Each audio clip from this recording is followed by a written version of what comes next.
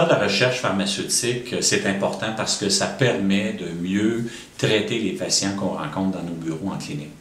En particulier dans le domaine dans lequel moi je travaille, la douleur chronique, on sait qu'il existe déjà beaucoup de molécules sur le marché. Mais on a une science qui est derrière et qui nous permet de découvrir de plus en plus des nouveaux mécanismes qui permettraient de mieux traiter les patients dans le traitement de la douleur chronique.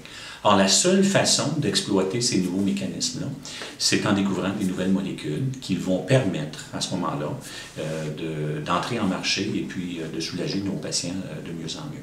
Une autre raison pour laquelle c'est important de faire de la recherche pharmaceutique aussi, c'est qu'on sait que les molécules qui existent déjà ne sont pas des molécules parfaites. Plusieurs d'entre elles ont des effets secondaires. Et il y a des compagnies qui veulent donc développer d'autres molécules qui permettront de contrer les effets secondaires de ces molécules mères-là, si vous voulez.